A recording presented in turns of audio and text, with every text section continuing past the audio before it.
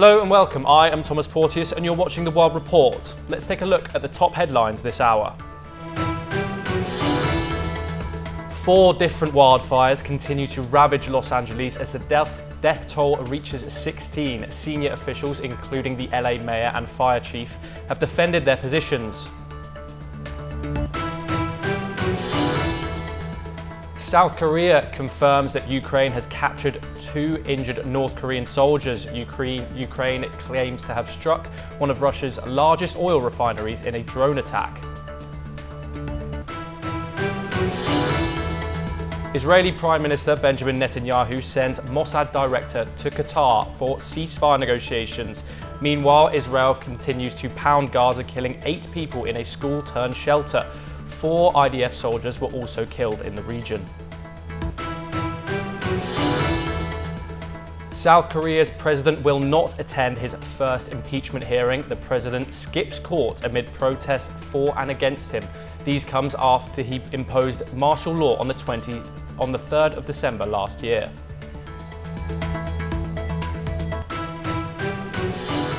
In a historic visit to Syria on Saturday, Lebanon's caretaker Prime Minister Najib Mikati met with Syria's de facto leader Ahmed al-Sharaa. This marks the first visit by a Lebanese premier to Syria in 15 years. The leaguers focused on improving bilateral ties, particularly in securing their shared borders, which have been a long-standing issue. Mikati highlighted the importance of democratizing both land and sea borders and addressing the issue of Syrian refugees in Lebanon, with nearly 800,000 Syrians currently registered as refugees. Al-Sharaa echoed Mikati's sentiments, also prioritising border security and the return of refugees. He stated that he had time to come to build a positive relationship between the two nations, leaving behind the legacy of negative relations. The visit comes at a time when the two countries are looking to strengthen ties and address the challenges that have plagued them for decades. To discuss this more, we are joined by Ambassador Goal, former diplomat, live from here in New Delhi, Nizar Ghanam, Lebanese expert, live from London. Thank you very much for joining us. Nizar, I wanted to come for you first on this one. Obviously, this is the first time these two countries have met in 15 years. Why is this meeting so significant? This meeting comes with a lot of historical baggage. The Syrian regime has occupied Lebanon for years. It has assassinated multiple political leaders, including Prime Minister Hariri. So this is a new chapter in the Lebanese-Syrian relations. Lebanon is a small country. It has strategic relations with Syria by geography. I think both populations are looking for a new chapter, and I think the Lebanese, from their side, would like to establish relation at a new footing based on diplomacy and a mutual acknowledgement of the independence and sovereignty of each country. At the same time, of course, the two countries are share a geopolitical space and have a lot of common interests, both in terms of social cohesion at the level of ethnic minorities, but also at the level of shared, geopolitical actors surrounding them. Ambassador Goal, how do you think this will reshape Lebanon's position in the Middle East and relations with neighbouring countries? I look at it as very complex dynamics in view of the recent developments. Most important, first of all, today's Syria is not the Syria of regime of Assad, who left power some time ago when the new Sham came to power, and completely different really from at that time Assad had to run away. And this new regime in Syria is clearly out to change the former image, not just in terms of its behavior, in terms of its own performance within the country, but also because of the changed foreign policy dynamics. This Syria is trying to be closer to the West.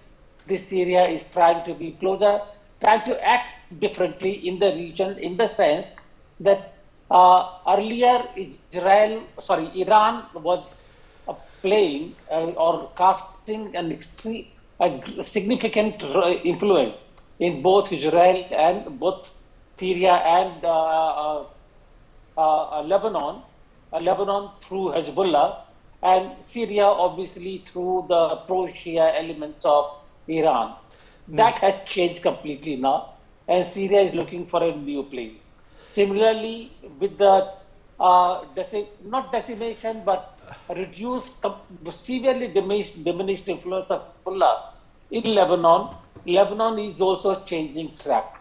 Therefore, with those two things, there is a greater possibility of Syria and Lebanon working together, and at the same time, Israel now having greater influence, greater say in the way the two work. Apologies, yes. Ambassador, we've got to move on.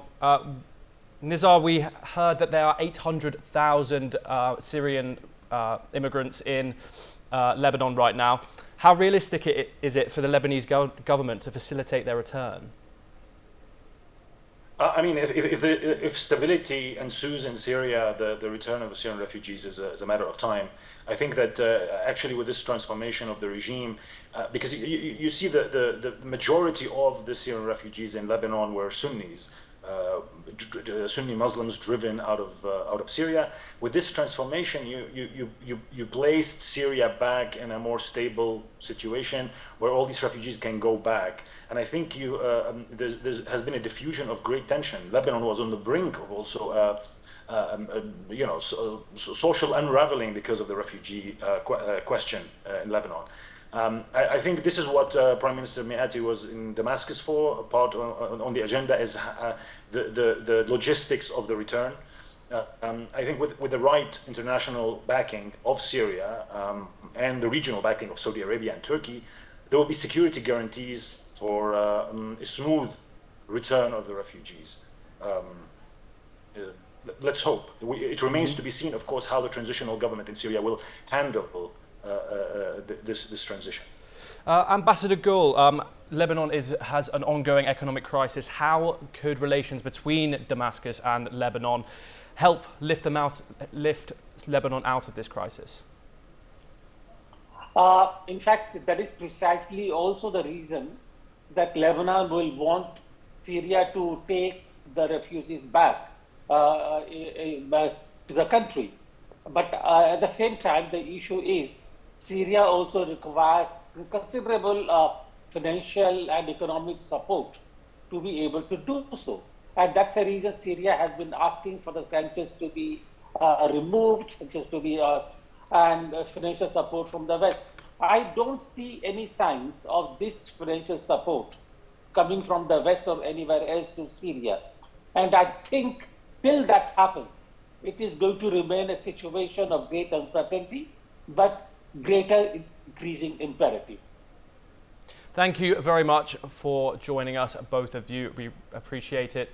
We will now move on to some more news updates from across the world. Devastating wind-fed wildfires have killed at least 16 people and ravaged 37,000 acres across Los Angeles County. The flames have destroyed over 12,000 structures, including homes, businesses and vehicles. As the fires rage, evacuation orders have been issued for more than 150,000 residents, with officials warning of a potential escalation if winds intensify. Authorities are also searching for 13 missing people, and fire crews are working to contain 2 main blazes. The Palisades and Eaton fires, which have so far consumed 36,000 acres. Governor Gavin Newsom has called for an independent investigation into the loss of water pressure in local hydrants, which has hindered firefighters' efforts. Search and rescue teams are deployed to locate missing persons, and cadaver dogs are helping in recovery efforts. The fires, fueled by fierce Santa Ana winds, have leaving a trail of destruction and continue to threaten more communities as firefighters race against time to bring them under control. For more discussion on this topic, we are joined by Gautam Mukherjee, senior journalist live from New Delhi, Bhuvan Lal, author and filmmaker from Los Angeles. Bhuvan, can you describe how have you had to evacuate from your home or office? This is an incredible situation, unbelievable completely. While my family and I are safe here in Los Angeles, the situation is basically out of control. For the past 5 days, the fires have been growing on the west side of Los Angeles. And several of my friends had to evacuate, move lock, stock, and barrel as fast as they could to safer places. We have also moved closer to Disneyland, which is in Anaheim, fairly far away from Los Angeles. So we are safe here. Were you in your home when your office or home caught fire? From many parts of Los Angeles, you can see smoke rising, even fires across hills. And it's like a war zone because there are choppers and air assets deployed by the government right now to contain the fire. The city is shocked. It has never experienced this in its entire history. Lots of people have moved to hotels. All the big hotels are taken over.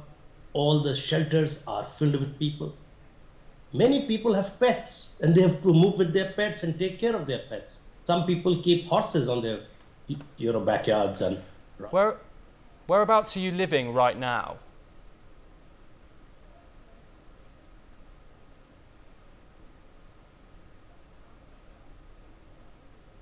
As the fires have moved in the West LA area and they have basically hit the Palisades, and now they are increasingly coming towards 405 freeway, which is near Brentwood, Bel Air. So a lot of people have to evacuate from the West LA area, even Santa Monica. And we have had to move from there to Anaheim. Did you get help from the fire department in evacuation and rehabilitation? The city has come together in many ways. The firefighters and the first responders have done an absolutely marvelous job. They're still at it 24/7. You can't even imagine the number of choppers in the air. There are about 14, 15 choppers I saw, just picking up water, putting it out, and precision flying by big tanker planes. The US Air Force planes from other places, they've all come together and they are trying their best to extinguish the fire. One of the major landmarks here is the Getty Museum, which houses treasures worth about $3 to $4 billion. And that is being saved right now as we speak. They're trying their best to put water over there and control the fire and contain it. The winds are making it difficult. Today the winds are milder, but initially the winds were very harsh and they were making the job extremely difficult. But the firefighters were at it and they have done a very good job. They're still at it. My salute to them. The city has also offered a lot of support. In a situation like this, all the resources are available. It's tough. It's very tough because people are angry. You imagine losing your home, your entire belonging, the entire family history getting wiped out, people's entire libraries, photographs, memorabilia, personal belongings, all going up in smoke in 30 minutes. So people are angry and they are venting their anger at the government. And the government has limited resources, limited budgets. And they are working very hard. They are trying to contain it and do whatever they can. Gautam Mukherjee, we obviously heard from Bhuvan there that the situation is dire. How can a community prepare for this? And what do you think after this whole thing is done, hopefully sooner rather than later, what can the government do to make sure something like this never happens again? Well, one, there are two places this happens regularly. One is Australia, where there's a lot of brushland, and in California, where there is a lot of brushland. And with high winds, it catches the buildings which are mainly made out of wood.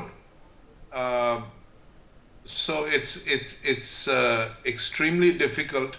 The only things, just as in the case of low-lying areas, they make bunds and dams earthenware dams to act as a break. I can only think of that they create in the brushland some sort of breaks for the fire not to come deeply inside. The other thing is the brush has to be cleared. If there is something which is so easy to ignite in a hot weather climate, then this is bound to happen again and again. The once it already comes into the residential areas and catches a lot of buildings, it is generally too late. Gautam Mukherjee, what do you think is the role of climate change in this? Obviously, temperatures around the world have been going up. Does this contribute to the frequency of things like this going on? Probably, but that's a very large issue. But I do know that in California, this happens quite often, much before it became fashionable to talk of climate change, and it's just the same in Australia. So it's the preventive measures, the windbreaks, the gullies that you can create in order to stop the fire from coming into the residential areas. That is something that the government could work on. They have apparently not done anything based on previous fires, except for trying to put them out once they start raging. And at that point in time, there is loss of life, loss of property of a huge order. And then they go back to doing nothing. Thank you very much, Gautam, for joining us for that report. We're going to move back to Bhuvan in Los Angeles. Just wondering, some reports are stating that fire hydrants went dry and there is not enough water to put out the flames. Are you angry with the government? Are other people angry with the government for this issue? Yes, there is fire shortage issues in certain parts and in the initial parts. The requirement was 4 times of what is actually normally available. And they were not prepared. So those issues have come up, and some of the houses that have been lost because the fire hydrants didn't have enough water. But we would hope other resources from the sea, elsewhere reservoirs, will be put into place to get rid of this problem and cope with the issue. It's a massive fire, it's the size of Manhattan. That's the size of this fire. So it's not always easy to have enough water for such a situation, but there have been, in future they'll have to plan for better resources for this situation. Well, Los Angeles is among one of the richest parts of the US. Even then, the infrastructure was not adequate to protect its residents from the chaos. Who do you think is to blame? The LA city has some of the richest people and celebrities living here, film stars. So it's a very prominent place on the world map. It is also going to host the next Olympics. So a lot of people are looking at Los Angeles right now as a place where the next Summer Olympics are going to be held. And a fire like this, it's once in probably many hundreds of years, is a very unusual phenomenon. And it's very easy to blame the government for it, and that's the first call. People go in that direction, but there are other problems that we have to face now. There are climate change issues, there are resources which are not deployed enough for maintenance of such infrastructure that can take care of natural calamities. We have to be better prepared for the future. And natural calamities are global. So, will be a long-term planning for this so that you can take care of such situations in the future. There's a lot of learning here, I would say. I would not like to blame anybody per se, but because the blame game is going on and it's a waste of time. We have to find a positive way of finding solutions to problems rather than just scoring brownie points on political issues. How long do you think it will take for you to rebuild? So the city is gearing up to get back and get started all over again. People who have lost their houses are now going to go back and start rebuilding their lives in their homes. Uh, I would assume it will take about 6 months at least for this to happen. It's not easy. It's not going to be easy for anyone to go back and start all over again, but it's a process, and there's a lot of emotional baggage and emotional situations to handle, psychological situations to handle, which we'll all have to do together as a community. And here in LA, I feel people will have, and I've seen people there coming together, very, very supportive of each other. Lots of companies have come forward, to help. For example, Uber is helping people with drops, free drops. Airbnb is giving out their facilities and rooms for people to house. So there is a lot of other things happening on the side, the humanitarian side, the side of America the world doesn't normally see. I've seen a young kid standing on the street and just distributing water bottles to firefighters who are coming out of the fire zones. There are a lot of nice things also you see in situations like this when the worst of the environment is there. So it's in that direction too. What lessons would you say you've learned from this whole situation? Lots of lessons here. Lots of lessons. Lesson number one: be prepared for any eventuality. Personally. So you should be ready to gather your belongings in 30 minutes, get in a car, get on a freeway, get out of it. So that's for a natural calamity.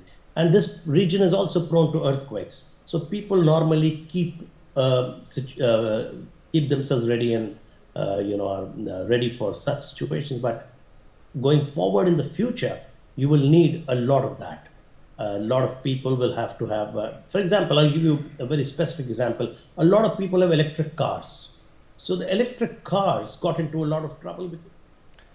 We will now take a look at some news updates from Europe. Ukraine's President Volodymyr Zelensky called on allies to honour all promises to supply Ukraine with weapons. This includes those to counter Russian air attacks. Zelensky said that over the past week, Russian forces had launched hundreds of strikes on Ukraine. In these, nearly 700 aerial bombs and over 600 attack drones were used. Zelensky called on Ukraine's allies to fulfill agreements they had already made. He had also discussed with partners the possibility of granting Ukraine licenses to produce air defense systems and missiles. 6 people died when a propane-butane cylinder exploded at a restaurant in the northwest Czech city of Most. 8 people were injured in the fiery blast. Additionally, 30 people were evacuated from the restaurant and surrounding buildings. The fire brigade said it had rescued one seriously injured restaurant guest who had been trapped in a bathroom. Around 20 guests were in the restaurant at the time of the explosion. Residents of the French territory Mayotte braced for another storm. It is expected to bring strong winds and flash floods in the region. Mayotte was placed on red alert in the anticipation of the passage of Delicade. It hit the northern coast of Madagascar as a cyclone on Saturday evening and weakened into severe tropical storm. It could be classified as a cyclone by Monday morning, according to the French Weather Service. Jean-Marie Le Pen, French far-right firebrand, was buried in a private ceremony in his native Brittany amid tight security. His funeral followed a mass in his hometown in Western region. The funeral was attended by his daughter Marine Le Pen, who took over her father's political mantle, and other family members, political allies and close friends. Around 200 people were expected at the church service. After this, Le Pen was buried in the vault where his parents rest. A bus accident on a snowy motorway in Germany left 2 people dead and another 4 seriously injured. The accident occurred on the A11 highway near Prenzlau, located north of Berlin. The 2 people were killed, a 29-year-old woman, a 48-year-old man. According to a police statement, the bus veered off the road due to adverse weather conditions and then overturned. There were 13 passengers and a driver on board. Passengers were freed from the wreck through the front window. Croatians were voting in a presidential runoff election. Opinion polls gave incumbent Zoran a lead over Dragan, the ruling party challenger for the position. Preliminary results will be known by about 7 o'clock GMT. Full official results are expected in the following days after casting his ballot in the capital, Zagreb. Milanic told reporters he was confident of winning another term in office. Around 3.8 million people in the NATO and European Union members are eligible to vote in Sunday's second round. The war between Russia and Ukraine has developed significantly in recent days. On one hand, Ukraine has captured 2 North Korean soldiers and has attacked a Russian oil refinery. On the other hand, Germany has accused Russia of escaping from the fresh sanctions. Here is the report. Ukraine has made significant developments in the raging war with Russia. On Saturday, Ukrainian President Volodymyr Zelensky reported the capture of 2 North Korean soldiers in Kursk. South Korea's intelligence agency, NIS, backed up Ukraine's account of having captured the soldiers. It said one of the captured soldiers revealed that he received military training from Russia. Зараз ці двоє отримують медичну допомогу, спілкуються зі слідчими СБУ. Росіяни видають цим корейцям свої документи, але нікого цим не обмануть. The intelligence service said the soldier with the Russian ID card said that he had been issued the document in the name of another person in Russia last year. Additionally, Ukraine has also claimed to have struck one of Russia's largest oil refineries in a drone attack, starting a fire at the facility. The attack on the Taneko refinery, one of the largest and most modern refineries in Russia, was the second time the facility had been struck by Ukrainian forces within the space of a year. However, the press service of the Republic of Tatarstan denied there had been a fire at the plant, insisting instead that it had been carrying out a mock evacuation as a safety exercise. In another development, German authorities have said an oil tanker stuck in German waters belongs to Russia's shadow fleet, which Berlin says is used to avoid sanctions.